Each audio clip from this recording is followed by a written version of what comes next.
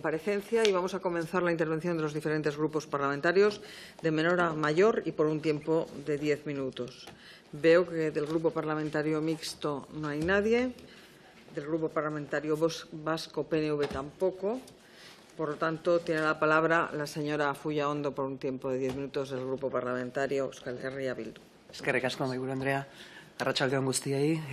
estatu idazkari jauna. En primer lugar, darles las gracias, evidentemente, por comparecer ante la Comisión y por todas las explicaciones dadas. Hoy queríamos aprovechar su comparecencia para hacer un pequeño seguimiento de algunos de los temas que hemos planteado al Ministerio en diferentes ocasiones, bien en comparecencias aquí en comisión o bien mediante preguntas en las sesiones de control al Gobierno y que usted también ha mencionado hoy. Y también nos gustaría poner sobre la mesa un tema que, si bien hemos tratado muy por encima en alguna conversación informal, no hemos tenido oportunidad de tratar más en profundidad. El primer tema sería el tema de las homologaciones, pero más concretamente las homologaciones de títulos extranjeros, evidentemente, pero más concretamente de las solicitudes de homologación que, después de traspasarse la competencia de gestión al Gobierno vasco, se presentaron ante el mismo y que quedaron en un limbo tras la sentencia del Supremo que dejó la transferencia en suspenso. Como bien sabe, preguntamos sobre este tema a la ministra en una sesión de control y su respuesta fue que se pondrían todos los mecanismos en marcha para que nadie saliera perjudicado por la sentencia del Supremo y que la tramitación de la solicitud se haría de oficio, poniéndose en contacto con los y las interesadas y sin requerimientos burocráticos añadidos. Y también sabemos que han estado hablando de este tema con el Gobierno vasco, pero nos gustaría saber en qué punto está el proceso, es decir, cuál es la vía y las condiciones que se van a seguir para tramitar estas solicitudes y de qué plazos estamos hablando, más o menos. ¿Cuándo se va a iniciar el proceso y, a ser posible, una estimación de cuánto tiempo se puede demorar la tramitación de estas solicitudes, que son apenas 200, creo? El segundo tema, que también usted ha mencionado en su exposición, es sobre la convocatoria de ayudas a proyectos de inteligencia artificial que debían haberse resuelto en diciembre de 2023 y que a finales de 2024 quedaron suspendidas por causas sobrevenidas. 31 millones para la ciencia que quedaron también en el limbo de los justos, de los cuales, según informaciones oficiosas siempre del Ministerio, 7,5 habrían correspondido a los proyectos presentados por investigadores e investigadoras vascas. Como también sabe, preguntamos sobre aquel tema a la ministra Morant en una comparecencia ante la Comisión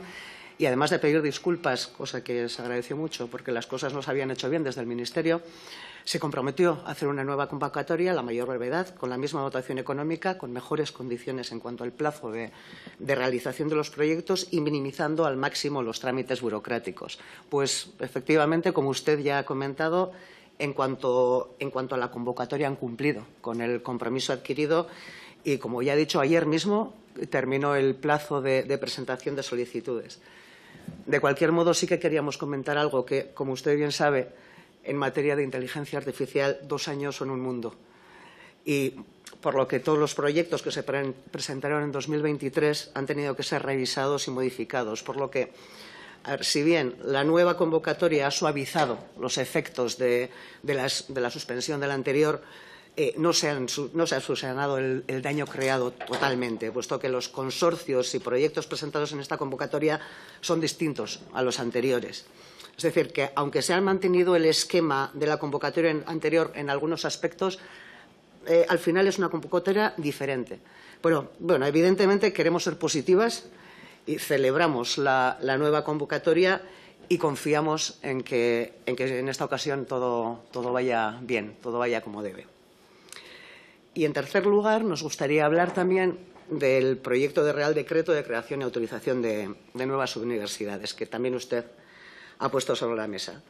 Sobre esto preguntamos la semana pasada en sesión de control al Gobierno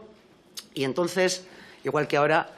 les decimos que si bien estamos de acuerdo con el fondo de la cuestión a regular, es decir, que queremos universidades con estándares de calidad docente e investigadora como es debido,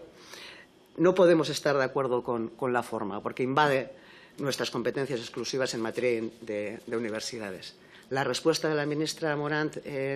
la semana pasada fue que su voluntad era respetar todas nuestras competencias, teniendo en cuenta las reclamaciones de las instituciones vascas, agentes políticos y de las administraciones vascas. Y teniendo en cuenta esa voluntad mostrada por nuestra parte, y para que a nadie le quede duda de que se van a respetar nuestras competencias, propusimos a la ministra que transformara el Real Decreto en Real Decreto Ley y que se debatiera y tramitara en sede parlamentaria. Sabemos que también sobre este tema se han abierto conversaciones con el Gobierno vasco y nos gustaría saber, por un lado, si estas conversaciones han dado frutos y, por otro, si tomarán en cuenta nuestra propuesta de tramitarlo como Real Decreto Ley en lugar de como Real Decreto. Y, por último, nos gustaría hablar de un tema del que seguramente, como he dicho antes, tendremos que tratar con más tranquilidad, pero que queremos al menos poner sobre la mesa. Me refiero a un problema muy concreto que surge al aplicar el Reglamento UNED para la acreditación de estudiantes procedentes de sistemas educativos internacionales para el acceso y admisión a las universidades estatales. Es un problema que afecta, en nuestro caso, a los y a las estudiantes de Ipar Euskal Herria, de los territorios vascos que están bajo administración francesa, que han estado escolarizados en euskera y que quieren continuar sus estudios universitarios en euskera, cosa que solo pueden hacer en la Universidad del País Vasco o en la Universidad Pública de Navarra, en el caso de las universidades públicas. El caso es que, a la hora de poder entrar a la universidad pública, en la mayoría de grados hay que superar una nota de corte. Y mientras que al alumnado del Estado español se le tiene en cuenta la nota de bachiller más la nota de selectividad, en el caso del alumnado que proviene del Estado francés solo se le tiene en cuenta la nota media equivalente de la selectividad francesa, a la que se le suman las dos notas de las asignaturas de especialidad de las que se han examinado en la selectividad, multiplicándolas por un coeficiente corrector. Este sistema de convalidación perjudica a los y a las estudiantes provenientes del Estado francés, sobre todo en los grados con nota de corte más alta, a la que incluso habiendo obtenido excelentes notas en el equivalente de la selectividad, no pueden llegar. Y que, sin embargo, si se les tuviera en cuenta la nota de bachiller más la de su selectividad, alcanzarían sin problema. Teniendo en cuenta que la UPV y la UPNA son las únicas universidades públicas en el mundo a las que este alumnado puede acudir para seguir estudiando en euskera, les pedimos que estudien la posibilidad de utilizar una fórmula más equitativa, no para que este alumnado tenga más facilidades que el resto, sino para que puedan competir en las mismas condiciones que el resto. Besterik gabe, eskerrik asko.